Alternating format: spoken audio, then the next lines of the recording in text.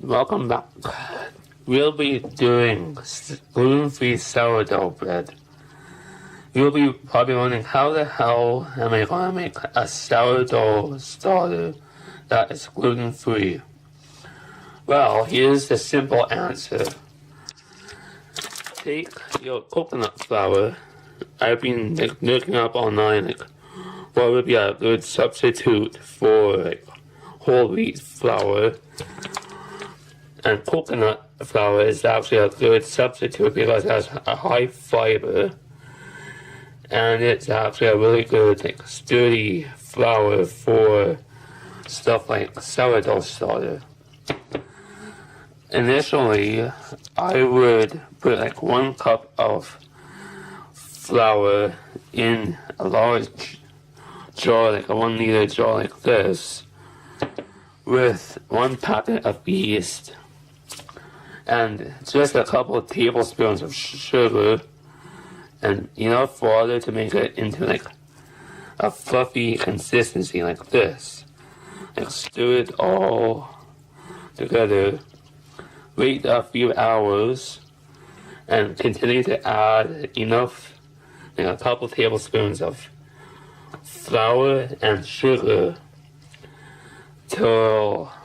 and enough water to get all the way up to your 1 liter mark, which is roughly 4 cups of your starter. You might think it's going to expand too much. Just shake it and it will bubble down. That's how I start my sourdough starter. In a big enough bowl, put 3 tablespoons of honey with whatever milk you want. I'm just using skim milk. And warm it up to between 100 and 110 Fahrenheit, or look at this, between 38 and 40 degrees Celsius. After your milk and honey warmed up to your between 100 and 110 degrees Fahrenheit, put your yeast in.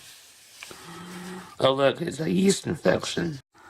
Now mix to combine. Add in 1/8 teaspoon of baking soda and a 1/4 cup of butter. If you want to use coconut butter or something like that, that's okay, but I'm just using normal cow's butter. And that's the first step. The first flour I'm using is gluten-free all-purpose flour. That'll be 2 cups of it. The second flour I'm using is this hazelnut flour.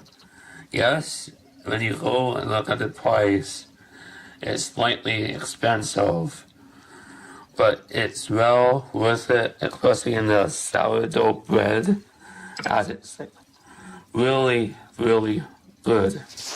And a pinch of salt. For this application, I'll be using the paddle thing for your stand mixer.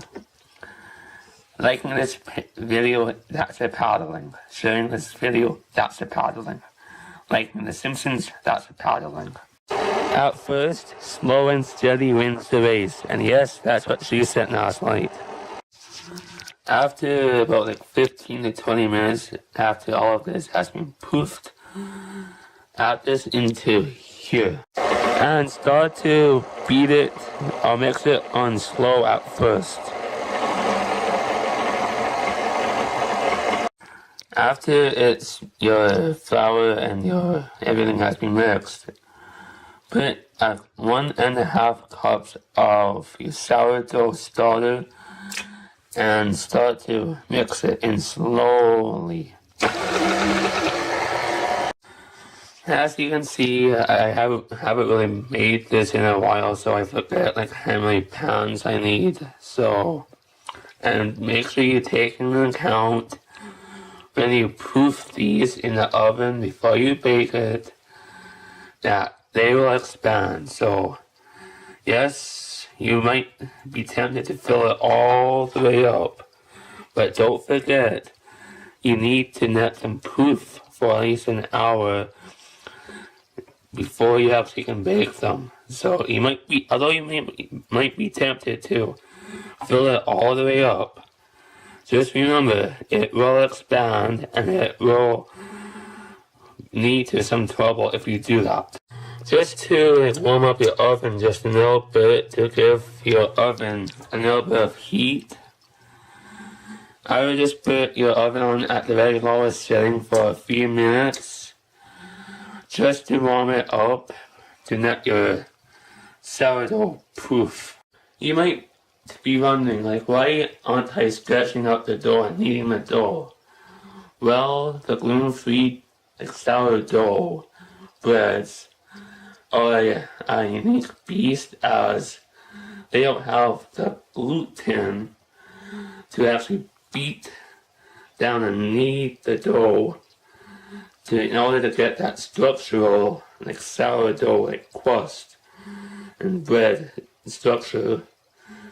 Instead, when they bake in the pan, they stick to the actual sides of the pan, and as they rise up in the pan, that's how it gives it the structure of the gluten, of how it's actually, and of the actual sourdough bread. That's science for you, kids. Stay in school, don't be silly, but be willing.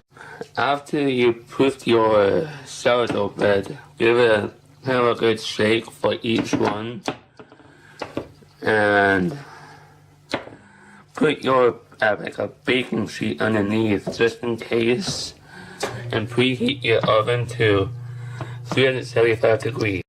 Bake for 40 to 45 minutes or until the tops are nice and golden and brown. After you bake your sourdough bread, these are pretty much the outcomes. I think I know the reason why they have been crumbling.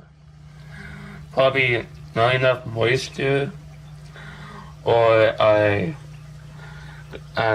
kneaded them down as I proofed, as you saw.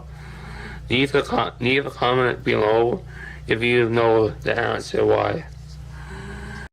If you lubed your pans just right, it'll come out just like these, not like this. Wah, wah, wah. Once you take them out of the pan after you let them cool, cover up with a tea towel, just like this.